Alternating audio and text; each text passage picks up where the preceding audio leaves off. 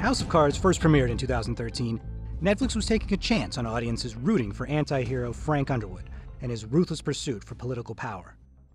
They helped their odds by casting Kevin Spacey in the complex role, who oozes southern charm and confidence regardless of his character's contemptible actions. But Frank Underwood is just one of many protagonists these days straddling the line between anti-hero and villain. Anti-heroes have been around throughout storytelling, but their presence in film and television has increased dramatically over the past few decades. Gone are the days of simple stories with good guys in white hats and bad guys in black. Audiences want more dimension to the characters they see on screen. The reason? Traditional good guy heroes are boring, as are one-note evil villains. Drama comes from conflict, both inner and external, which is why Batman will always be a more interesting character than Superman. They're both good guys, but Batman's grief and rage taint his actions, pushing him towards vigilantism. And while Superman does seem to stare off broodingly a lot in the new films, I guess contemplating his existence or questioning the infinitesimal probability that his mother would have the same name as Bruce Wayne's. Save Martha! Why did you say that name? At his core, Superman's still a generic white hat good guy. But filmmakers and showrunners figured this out and started giving their protagonists more of an edge, sending them further down the anti-hero spectrum. Characters like Gregory House push the limits of the hero stereotype. House is a rude, narcissistic drug addict, but he also helps people. Dexter Morgan is a serial killer. I'm a sociopath. There's not much you can do for me. How could he be our protagonist? Well, because Dexter has a moral code and only targets murderers who have evaded justice. The key to making a protagonist an anti-hero, while still keeping them likable, is by giving them an even worse antagonist standing in their way. And this is where House of Cards has started to struggle. During the first season of House of Cards, Frank is definitely more of an anti-hero. The series begins with a save the cat moment where Frank puts a dying dog out of its misery, showing that he has the strength to do whatever's necessary. There. No more pain. This gets the audience on Frank's side. Then we sympathize with Frank after his promised position of Secretary of State is given to someone else. The nature of promises, Linda, is that they remain immune to changing circumstances. And the antagonist for the season becomes the corrupt political system and the Walker administration. The cards are stacked against Frank, and it's not simply one person standing in his way, but the entire political machine. To further draw the audience in, Frank speaks directly to the camera, breaking the fourth wall, which has become a staple of the series.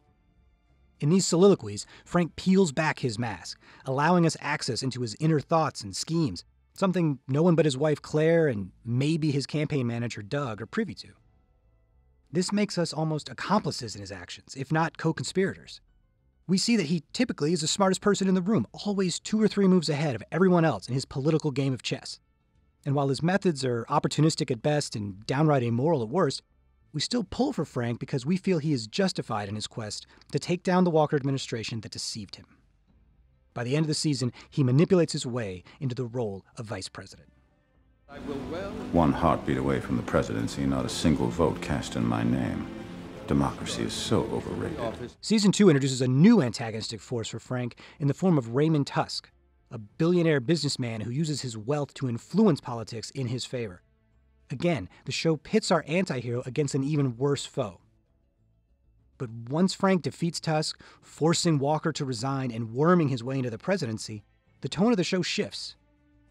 I'm not sure why the show rushed Frank into the White House in only 2 seasons, other than just a fear that either the show wouldn't last or that Kevin Spacey or Robin Wright would move on to other projects. But once Frank realizes his goal of being president, there was nothing left to root for other than his downfall. He's achieved his lifelong political goal, and now his central conflict is just holding on to that power. The main source of antagonism becomes the American people's cynicism about his policies and their desire for a different candidate in 2016. Something I think we all wished for. His desperate efforts to maintain his control leads to his transition from anti-hero to villain. Other shows have attempted this transition, most notably the character of Walter White in Breaking Bad. From the beginning, Breaking Bad creator Vince Gilligan had a clear vision for the show.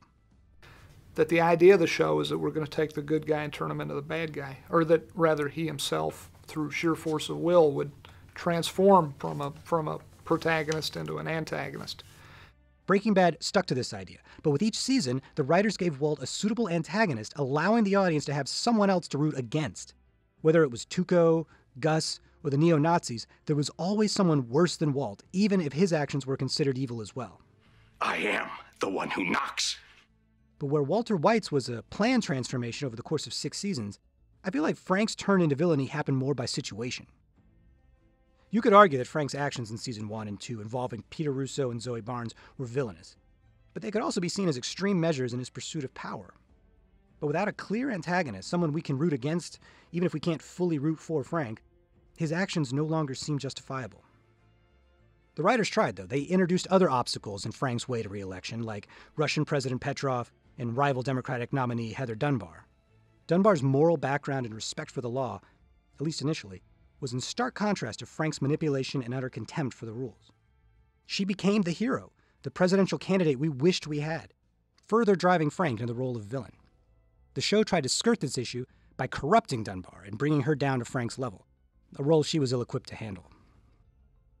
Season 4 started with an interesting twist, pitting Frank against his wife Claire, probably his only suitable opponent, since she is just as ruthless and manipulative as he is. I wish they had continued the storyline throughout the whole season, though. At this point in the series, I dislike both Frank and Claire so much that watching them undermine each other was way more entertaining than watching Frank maneuver his way through all the incompetent politicians in his path. After all he's done, how do these idiots still trust him?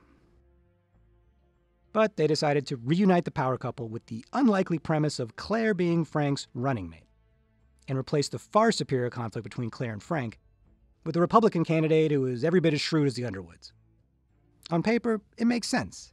Introduce a younger, hungrier version of Frank, who has a beautiful family and a large online Twitter following and the love of the American people, all things Frank lacks at this point. And Conway is just as calculating and manipulative as Frank in his quest for the presidency. So in theory, we should root against Conway in favor of Frank. But since we can't see inside Conway's mind, like we can with Frank's asides to the camera, the show is forced to reveal Conway's intentions through dialogue. Dialogue no one in Conway's position would ever say out loud. Did you really think you'd be able to convince me by making this call, Mr. President? I'm ahead by double digits. I got a message that's working. You're on your heels and you're asking me to help you by appealing to my sense of duty?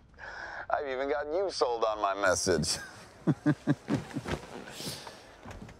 You shouldn't believe everything you see on TV. So his villainy comes off as almost cartoonish. After 4 years, Frank deserves a better antagonist. By the end of Season 4, Frank fully embraces his villainy by using fear as a means of maintaining his power. Fear. Brutal. Total. It'll be interesting to see if the show introduces a more villainous antagonist for us to root against, or if they embrace Frank's dark path and hope we stick around to just watch how evil Frank has become. That's right. We don't submit to terror.